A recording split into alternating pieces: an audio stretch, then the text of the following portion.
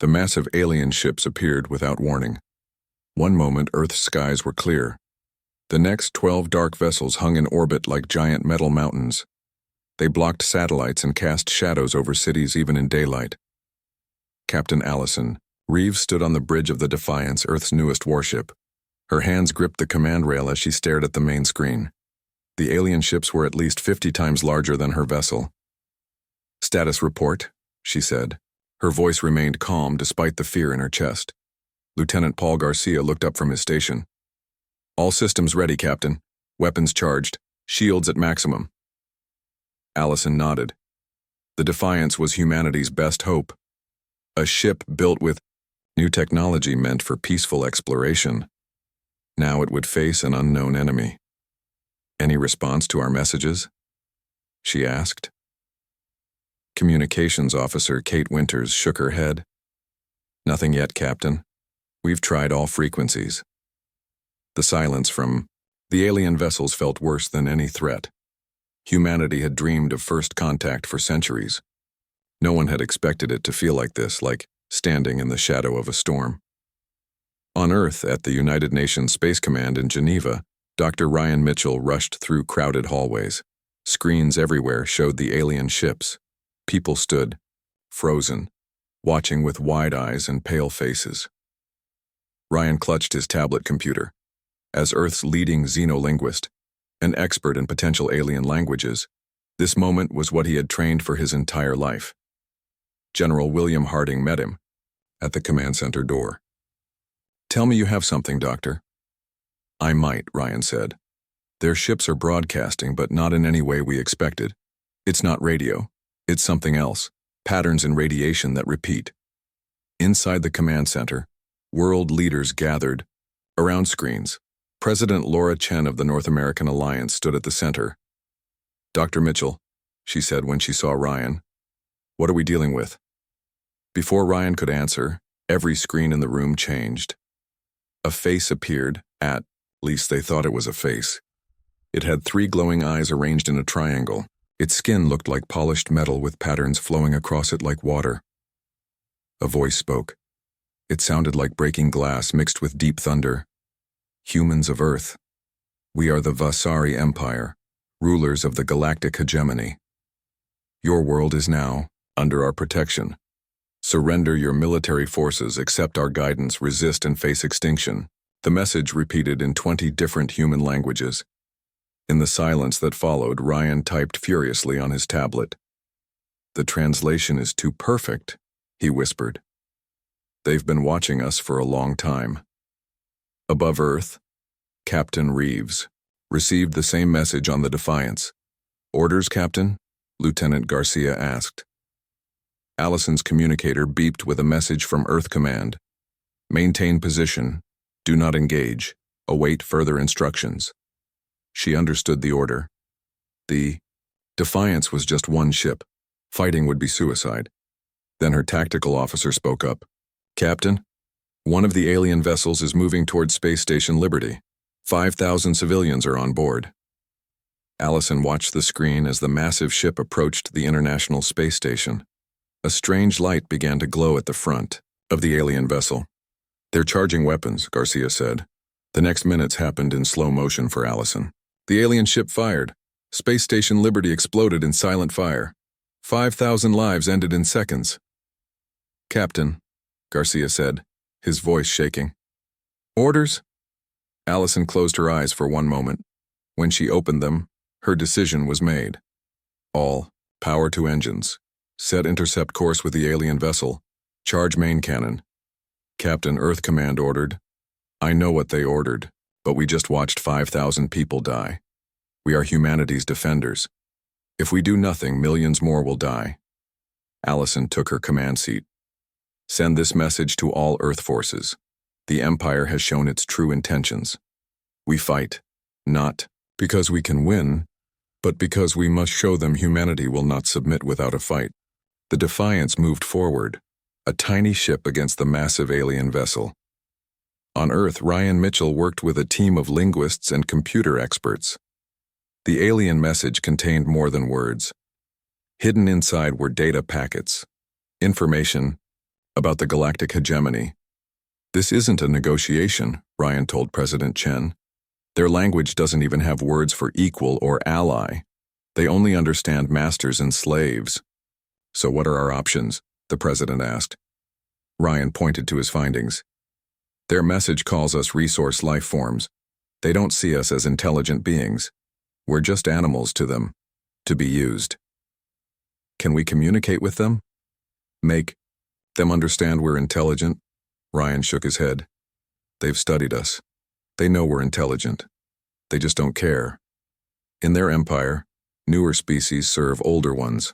That's their way. In the Nevada desert, Frank Dawson was driving, home when the sky turned red. A former Marine, he stopped his truck on the empty highway and stepped out. In the distance, Las Vegas glowed brighter than it should. Then he saw it, a beam of light from the sky cutting through the city. Buildings collapsed. Fire spread. The beam moved across Las Vegas like a finger drawing a line. Frank stood frozen as the distant city burned. His phone rang. His sister in Phoenix. Frank, are you seeing this? It's happening everywhere. They're attacking major cities. Frank got back in his truck and turned around. He knew where to go. An old military bunker in the mountains where some of his Marine buddies had prepared for disasters. As he drove, he noticed something strange in his rearview mirror. A small metal object had fallen from the sky onto the highway behind him. Without thinking, he stopped and picked it up. It was warm and covered with strange markings. He put it in his pocket and kept driving. Across Earth, similar attacks happened. Not enough to destroy humanity, just enough to show what would happen if Earth resisted. In orbit, the Defiance fired its main cannon at the alien ship. Against all odds, the blast damaged the larger vessel. The alien ship turned its weapons toward the Defiance. Evasive maneuvers, Allison ordered. The Defiance dodged the first blast. We can't beat them, Garcia said. We don't need to beat them, Allison replied. We just need to show them that submission has a price. As the Defiance continued its attack, more Earth ships joined the fight. Humanity's first battle against the stars had begun. On Earth, President Chen made a worldwide announcement. Today, we face the greatest threat in human history. The Vasari Empire demands our submission. They expect us to surrender without a fight. They believe we are weak. She paused.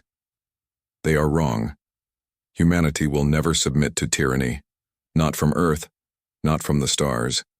If the Empire demands our surrender, we will respond with fire. 3 months passed since the first attack. On the surface, Earth had surrendered. Vasari ships landed in major cities. Alien structures rose from the rubble of destroyed buildings. The invaders called them processing centers. Dr. Ryan Mitchell walked through the halls of the United Nations building in Geneva. The place that once hosted human leaders now served the Vasari. Ryan wore the blue armband of a cooperative human, someone who worked with the aliens. 2 Vasari guards stood at the door to the translation center. They were tall, with metal-like skin that shifted colors in the light.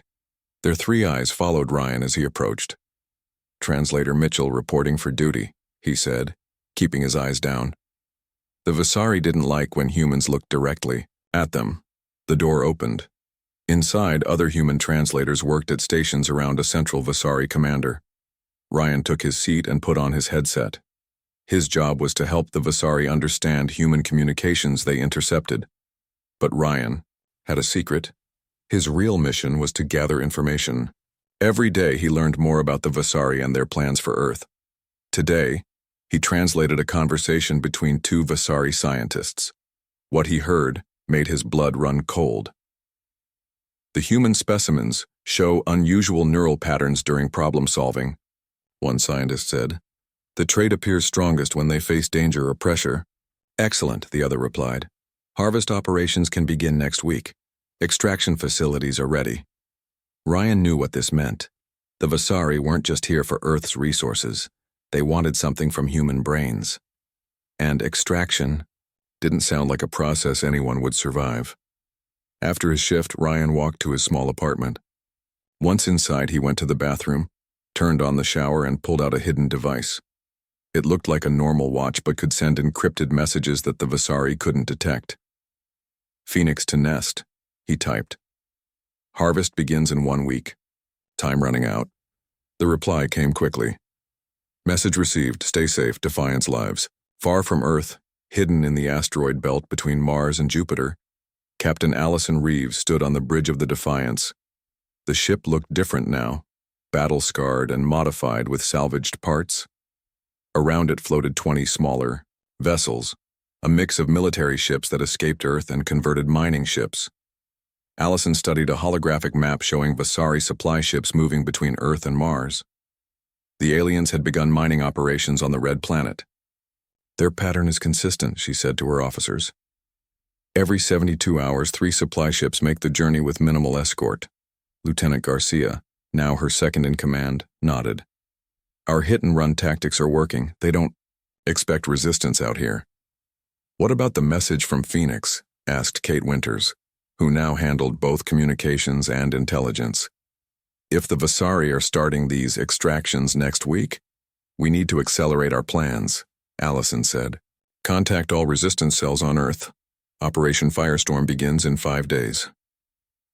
Back on Earth, Frank Dawson moved through the ruins of Chicago at night. The once great city was now divided into work zones where humans labored under Vasari overseers. Frank wore the gray clothes of a maintenance worker, but underneath he carried weapons made from modified human and alien technology. He reached an old subway tunnel where 20 people waited. Some were former soldiers like him. Others were ordinary people, teachers, doctors, engineers, all now resistance fighters. The shipment arrived, said Maria Jones, a former police officer who had become Frank's most trusted ally. She opened a crate filled with small devices. These EMP charges will disable their armor for about 30 seconds. Frank picked one up. It was smaller than his palm. 30 seconds is all we need, he said. Any word from our other cells? Maria nodded. Phoenix sent a message. The Vasari are planning something big. They're calling it Harvest. And we have a message from the Defiance. Captain Reeves is launching Operation Firestorm in 5 days. Frank looked at the faces around him. Some showed fear, others determination.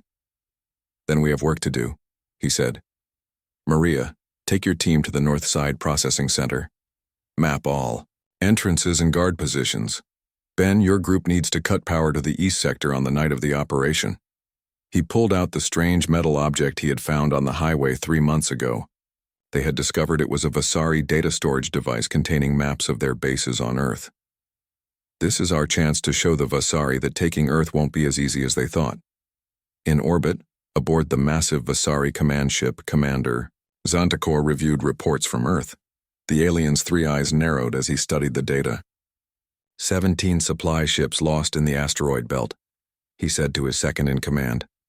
3 processing centers reporting equipment failures, human resistance more organized than expected.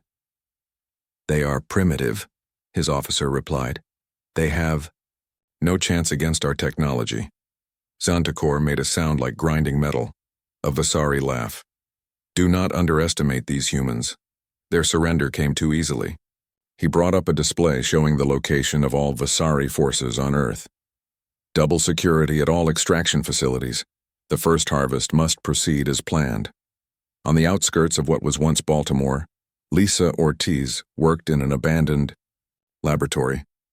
Before the invasion, she had been a biology student. Now she led a team of scientists working on a secret project.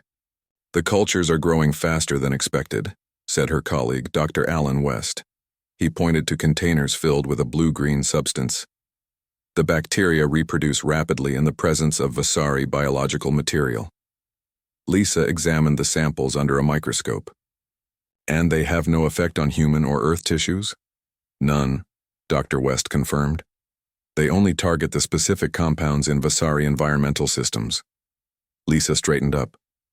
Then we're ready. Package the cultures for transport. Every resistance cell gets a sample. 5 days later, as Earth's sun set over the Atlantic Ocean, the coordinated attack began. In space, the Defiance and its fleet struck Vasari supply lines with new tactics and weapons. On Earth, thousands of resistance fighters emerged from hiding. In Chicago, Frank led his team into a processing center. Their EMP devices disabled Vasari, guards long enough for them to free hundreds of humans waiting for extraction. In Geneva, Ryan Mitchell activated a virus that invaded Vasari communication systems. For 6 crucial hours, the aliens couldn't coordinate their forces, and across the world, Lisa's bacteria were released into Vasari facilities, causing their life support systems to fail. Commander Xantakor watched in growing rage as reports of attacks flooded in. "Impossible," he hissed. "How could these primitives coordinate on this scale?"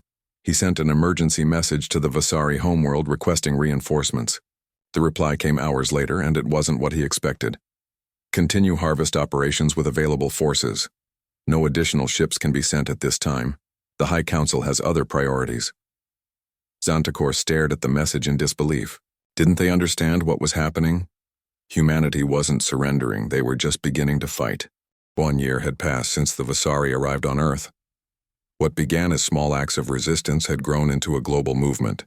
Humans no longer fought with just courage and hope. They fought with knowledge of their enemy and weapons designed to exploit Vasari weaknesses.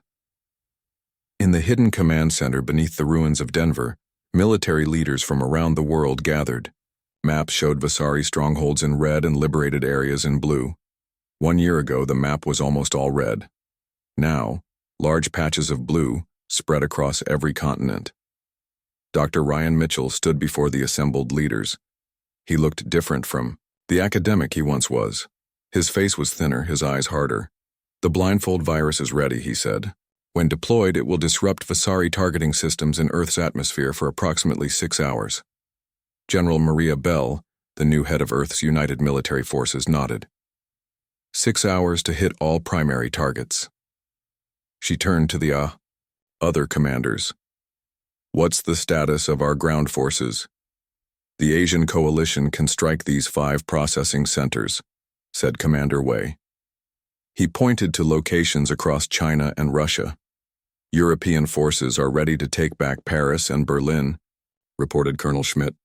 "And the North American units will target these extraction facilities," added Major Kyle Peterson, pointing to sites in the former United States and Canada.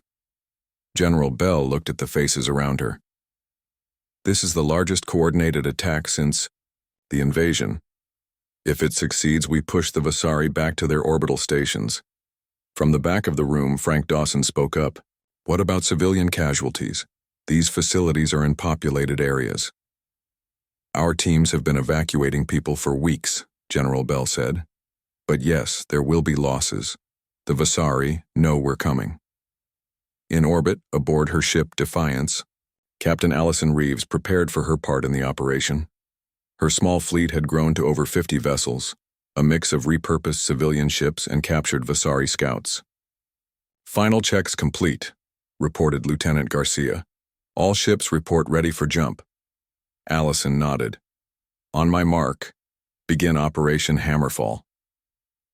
The fleet disappeared into jump points, a technology they had reverse-engineered from captured Vasari ships.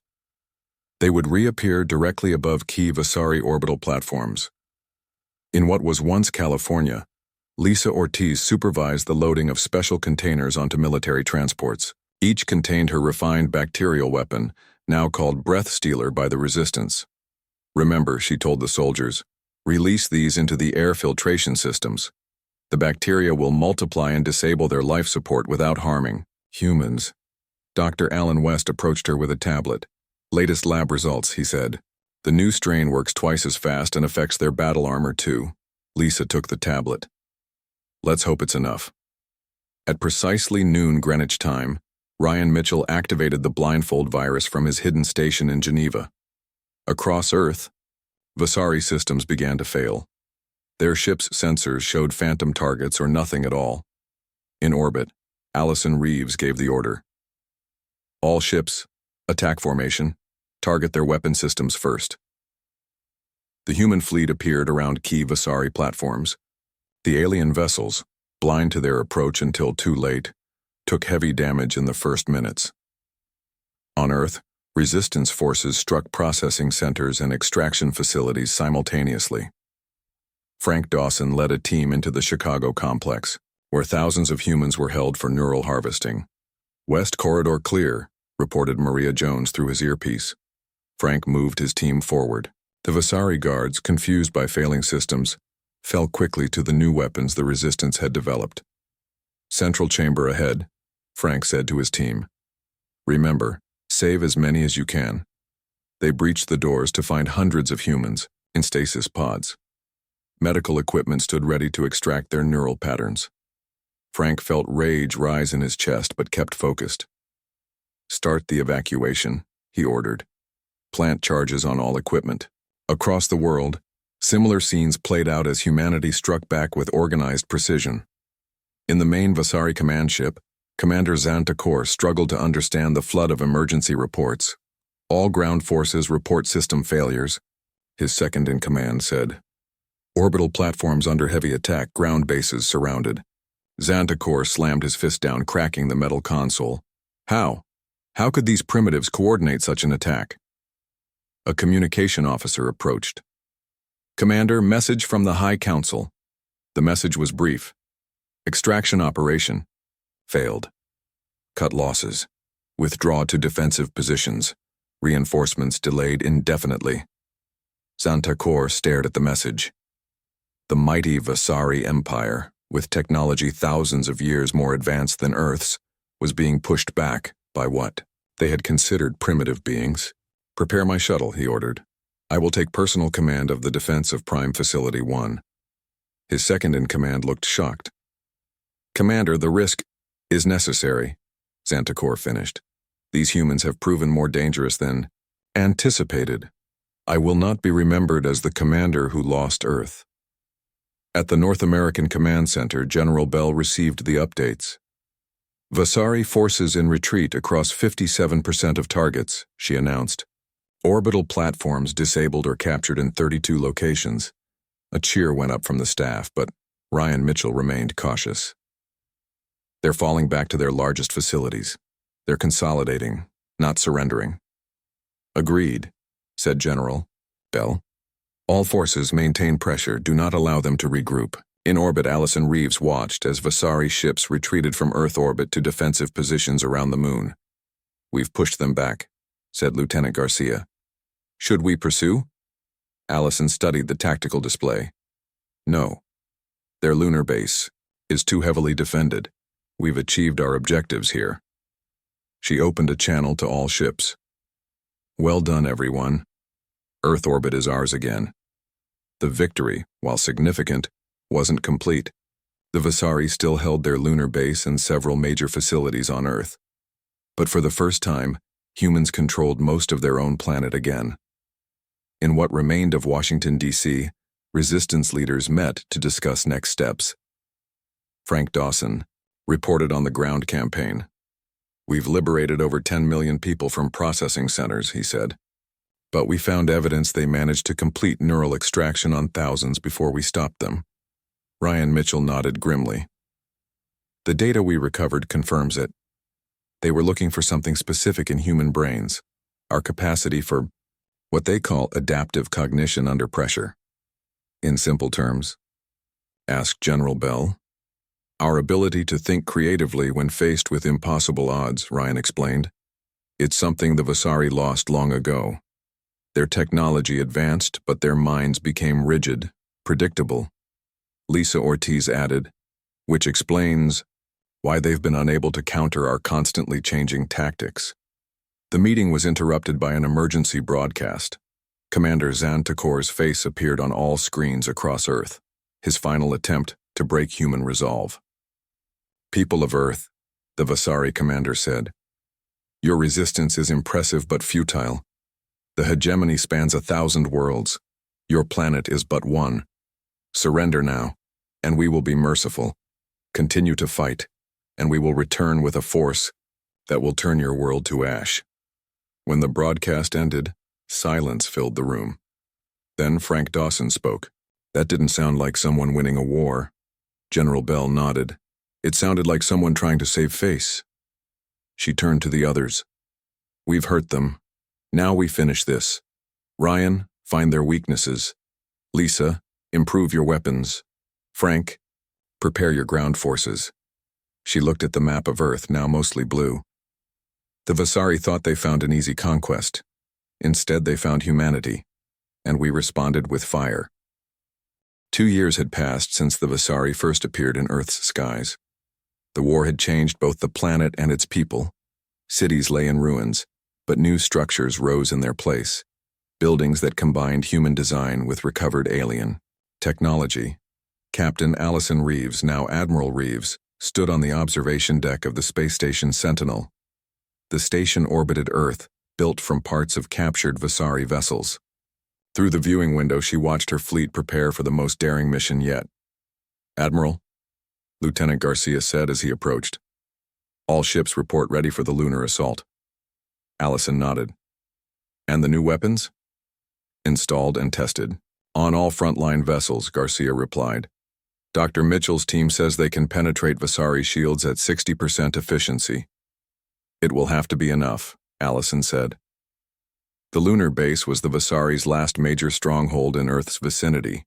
From there, they launched raids against liberated areas and maintained communication with their empire.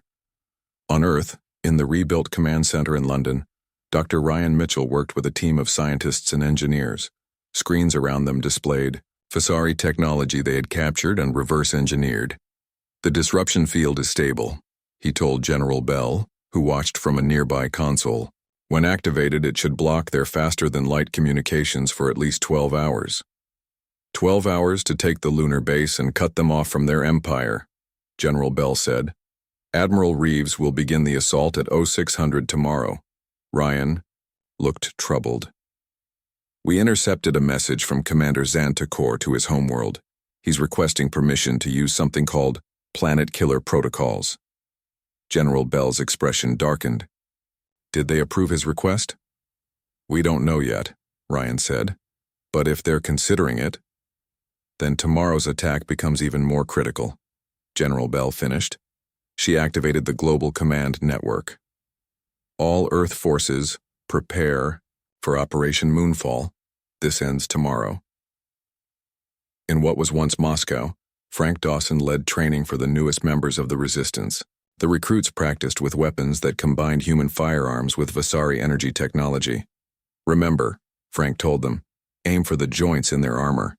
That's where Lisa's bacteria can enter their systems fastest." Maria Jones approached, with a tablet. "Message from command," she said quietly. "We're moving up the timetable. The ground assault on the remaining Vasari strongholds begins tomorrow at 0600. Frank nodded. "Tell the team leaders. We hit the Siberian Processing Center at dawn." In her laboratory in Australia, Lisa Ortiz received the same message. She gathered her research team around a large table covered with equipment. "This is it," she told them. "Load all remaining breath stealer canisters for transport." She pointed to a new device in the center of the table. "And prepare the atmospheric dispersal unit. If the lunar assault succeeds, we'll release the bacteria into the upper atmosphere. Any Vasari ship entering without enhanced shielding will be compromised within minutes." One of her scientists looked concerned. "The concentration needed for global coverage could have unexpected effects on Earth's ecosystem. We've run every simulation," Lisa assured him. "The bacteria breaks down after 72 hours in direct sunlight. Earth will be safe and protected from Vasari ships for years to come." As dawn approached, humanity prepared for what they hoped would be the final battle for Earth. In lunar orbit, Admiral Reeves gave the order. "All ships commence attack pattern Delta. Target their communication arrays first." The human fleet moved toward the massive Vasari lunar base. Ships that once belonged to Earth's various nations now flew under a single banner, a blue and green Earth surrounded by stars. The Vasari responded immediately. Defense platforms around the lunar base fired energy weapons that lit up the black sky. Several human ships took direct hits, but their new shields, based on Vasari technology, absorbed much of the impact. "Return fire," ordered Allison. "All batteries, main targets." The Defiance and its sister ships fired their new weapons. Beams of energy struck the lunar base, penetrating Vasari shields, just as Ryan Mitchell had promised. On the lunar surface, Commander Xantakor watched with growing rage as sections of his base lost power. "Launch all fighters," he ordered. "Target their flagship." Hundreds of Vasari fighter craft poured from the base, heading toward the human fleet. "Incoming fighters," reported Lieutenant Garcia aboard the Defiance. "At least 300. "Deploy." "Our fighters," Allison replied, "and activate point defense systems."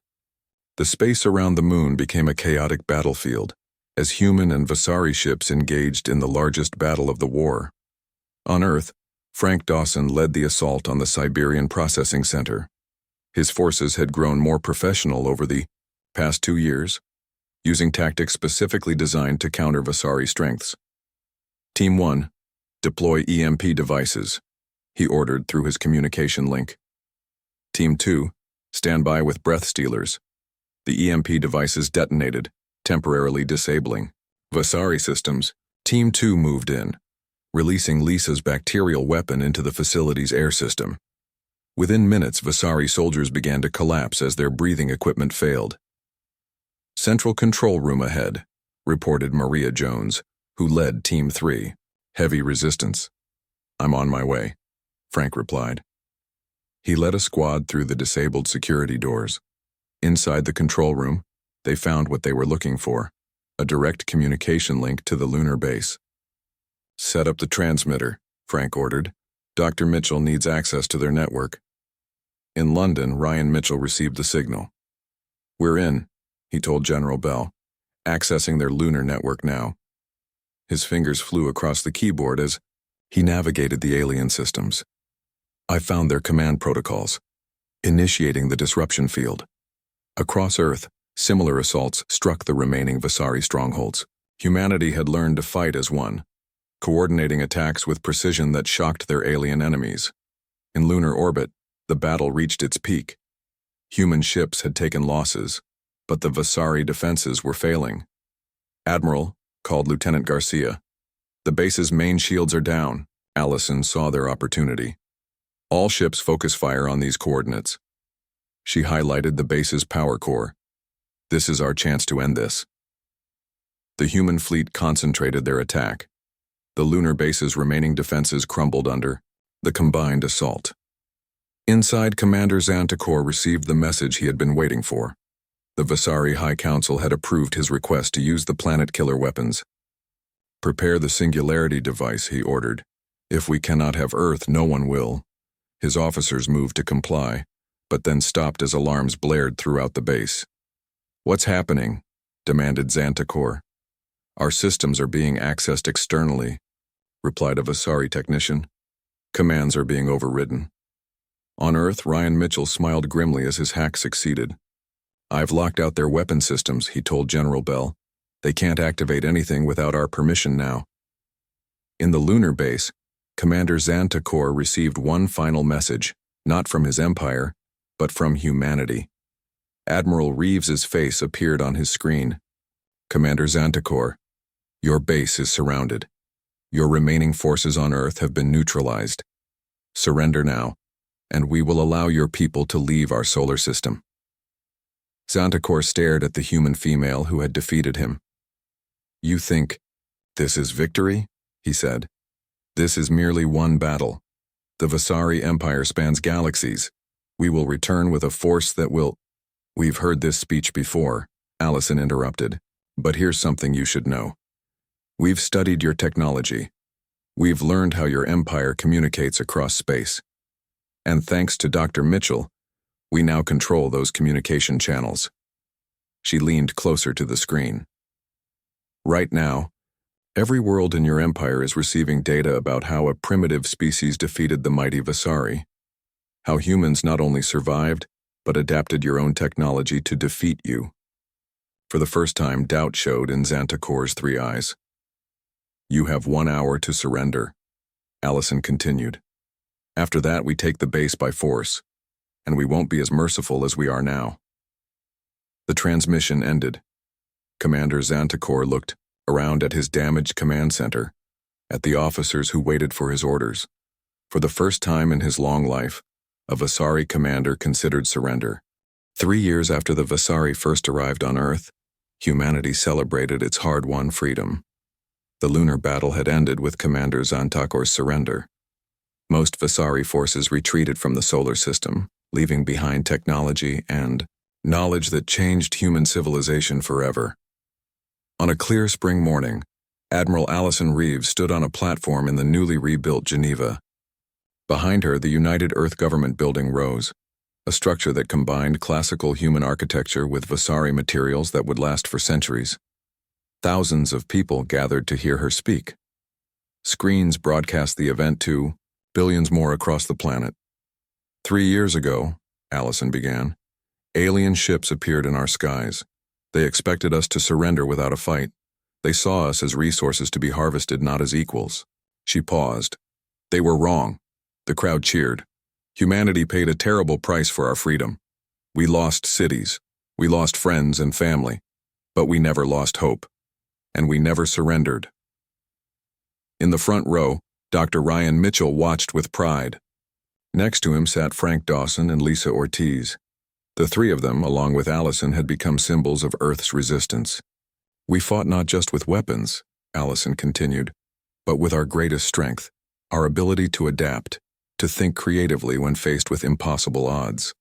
The very trait the Vasari tried to steal from us became their undoing. She gestured. To the sky. Above, visible even in daylight, orbited the first ships of Earth's new defense fleet. They were built with Vasari technology, but designed with human creativity. Today, we announce that the defense perimeter around our solar system is complete. Earth is protected, and today we take our first steps to the stars not as conquerors, not as subjects, but as free people. After the ceremony, the 4 heroes of the resistance met in a quiet room away from the crowds.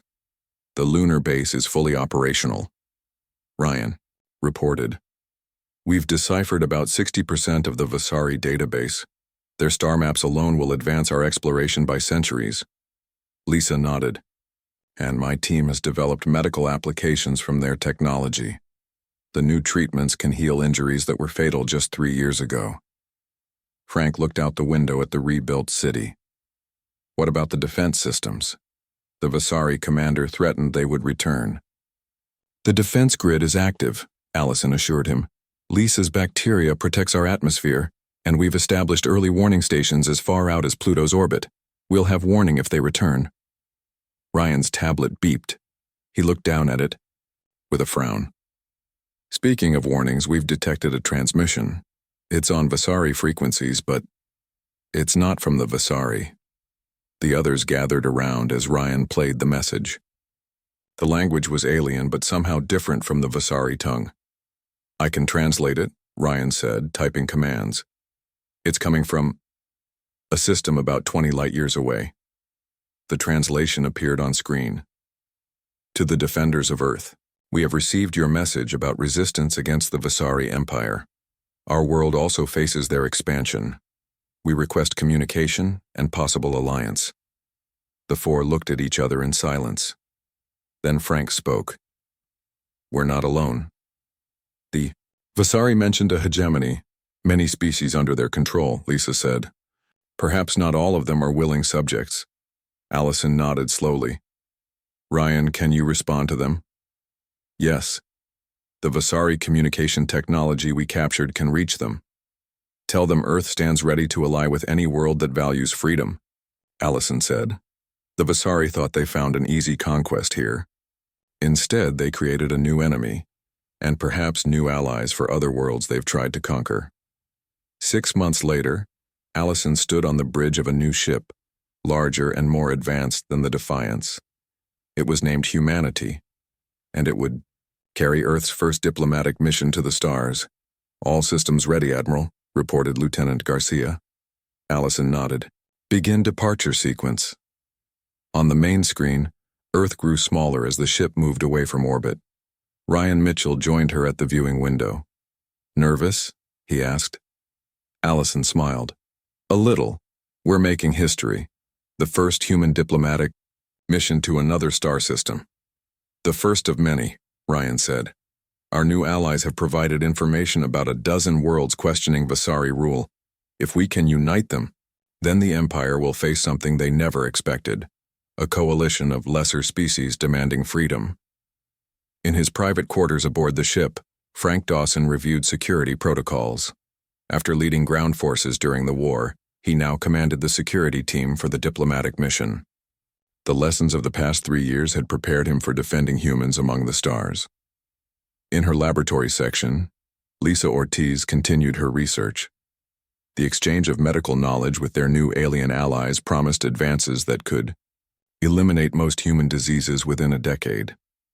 As the humanity prepared for its faster-than-light jump, the 4 heroes of Earth's resistance looked toward the future with hope. The stars were no longer just distant lights, they were destinations. Far away in the heart of the Vasari Empire, the High Council received reports about the growing alliance of lesser species. Some counselors demanded immediate military action. Others urged caution. An elderly Vasari, one who had lived for thousands of years, spoke last. "We have ruled the stars for millennia," he said. "We believed our technology made us invincible. We believed younger species existed only to serve us. The humans have shown this belief to be false." He activated a display showing Earth's defense, grid, the technological advances humans had made in just 3 years, and their growing alliance with other worlds. For the first time in our history, the Vasari Empire must consider something new: diplomatic relations with those we once sought to conquer. The council chamber filled with angry shouts, but the elder raised his hand. "Adapt or face extinction. The humans have taught us this lesson. We would be fools not to learn from it." On Earth, children who had grown up during the war now looked to the stars with wonder instead of fear. In schools built with Vasari materials, they learned about the wider galaxy and Earth's place in it. A teacher in the rebuilt city of Sydney showed her class a star map. "3 years ago we fought for our survival," she told the children.